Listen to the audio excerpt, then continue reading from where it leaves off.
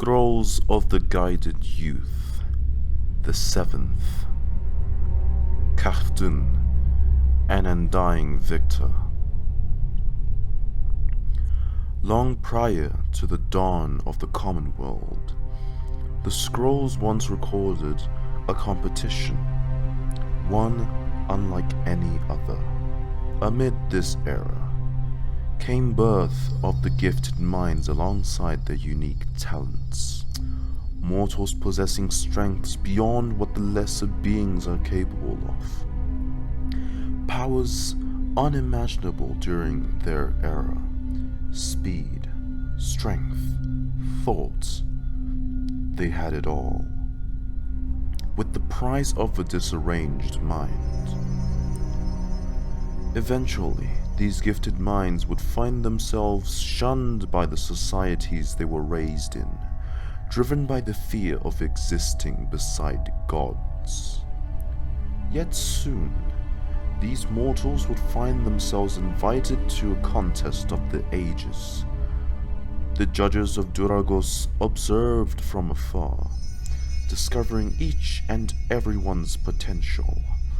The three judges came together with a deciding vote to host a long-lasting competition for the gifted, titled The Contest of Duragos. Centuries of bloodshed-filled battles ensued. Bodies fell, limbs were torn, and bones piled up amongst others around the corners of the scarlet-drenched arena. The ranks seemed to alter almost regularly, as if anyone had the power to rise up to the top. The years followed in the identical pattern. Eventually, almost every contestant has been champion once. Then entered Khartoum Hothron, armed with only his fateful goal of reaching the champion rank. Khartoum stepped into the arena. One after the other, the placements in the rankings were slaughtered by the unstoppable menace. As the years went on, Khartoum tore down once thriving combatants. As he fought on, Khartoum understood. The higher one rises in the leaderboard of contestants, the clearer their cursed, fogged minds become. That was the reward for fighting this deadly battle. As the champion's bladed axe fell onto the arena floor with a clatter, Khartoum felt a soothing sensation wash over him, a cool breeze clearing his mind completely as the judges granted him the mantle of champion. As Khartoum accepted the offer, he felt a sense of rejoicing. His vision has been sharpened through his hard-fought journey, and he was grateful for it. Khartoum swore that as long as his soul exists within this plane, no one shall take away his title. Only he is fitting enough for a throne of this magnitude. Then the downfall arrived on Duragos' doorstep. With the lesser gifted on a continuous failure streak to take the title of champion away from Khartoum, the frustration within each one of the contestants grew.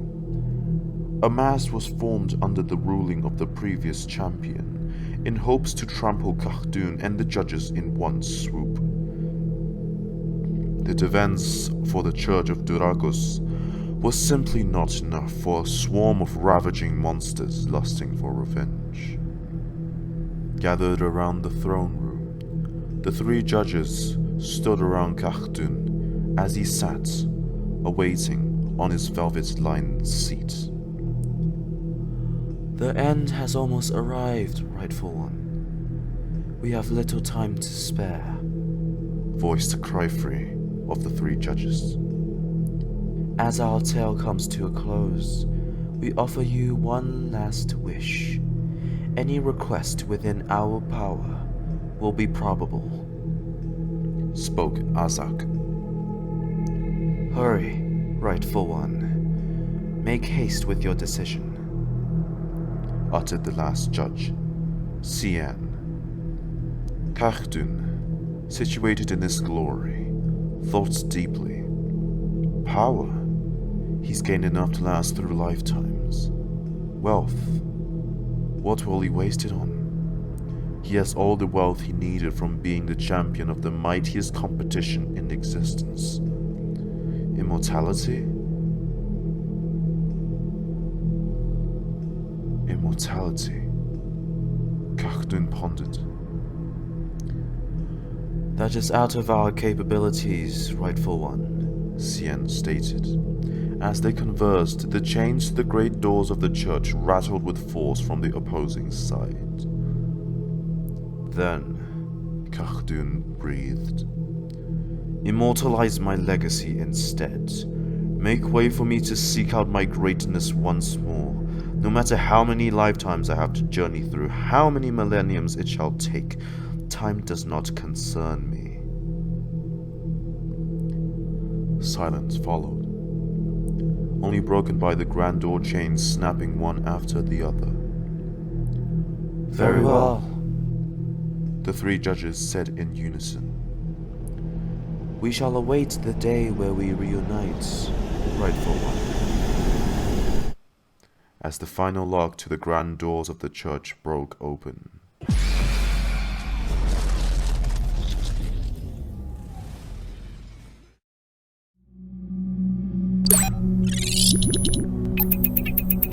Chimera report, 2 months prior to instant ruination. Subject Bedlam. Found wandering the Mojave. The subject was seen as a survivor of some crisis. When questioned, the subject was found to have ruptured vocals, resulting in only wispy screeches. Abnormalities were found once the subject was omitted to Chimera HQ. The rejection of plant-based foods for the subject resulted in carnivore classification. The subject is a middle-aged, grey-haired Caucasian male with a spiny hairstyle, clammy loose skin, and dazed, glossy eyes. Points and grunts into the desert might mean evidence of whom the subject was. A survey convoy has been sent to investigate the location. The appetite of the subject is unending. He seems to devour an indecent amount of meat at all times, although even after 48 hours, he has yet to relieve himself. After the 30-pound sample was given, 3 days after omission, the subject's pupils had vanished, but still proceeded tests normally with no loss of vision. 5 days after omission, the subject was codenamed Bedlam due to its confusion and eerie behaviors. Physical tests have come to abnormal positives. The subject has inhumane speed, agility, and muscular build. Further testing has seen enlargement of muscle material. 1 month prior to instant ruination. Weeks of testing has found that the subject can enlarge muscle tissue and modify its own bones at will, and can do so separately with limbs. It also seems to be capable of regenerative capabilities. The combat tests showed at least 4 phases available in enlargement, each progressively showing more pain in the subject with the cost of incredible strength and speed. Samples were taken both from the subject's mutated muscle tissues along with tissue samples from the host itself. After data tracing, the sample of the subject was shown to have belonged to Hunts. Archeologists. Data log indicate he went missing since his recent visit to The ruins have already been scouted by members of the Hydrax Corporation. However, the mutated sample returned no results, though data analysis suggests the sample predates the earliest logs in the Chimera database. Chimera log, February 27th, 2089. 0319 hours. Incident ruination.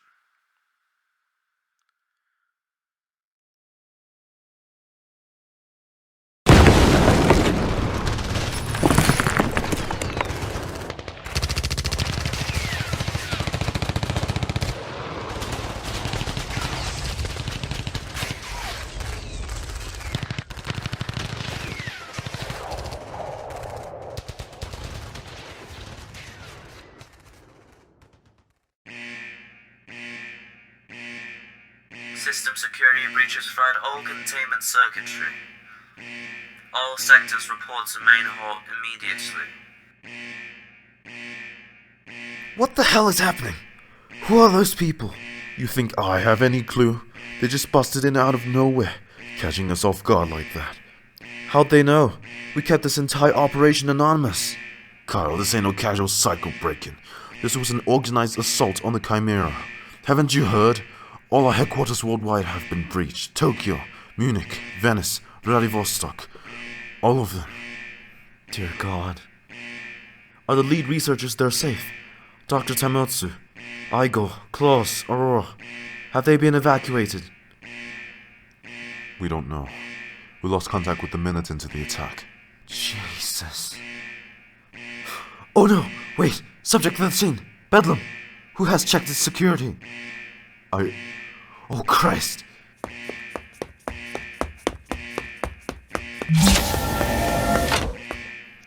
You've gotta be fucking kidding me. Subject 13 has escaped. Facility evacuation is still in progress. Search Team Viper has been sent out to contain the subject. Backup teams have begun preparations. Stop Bedlam at all costs.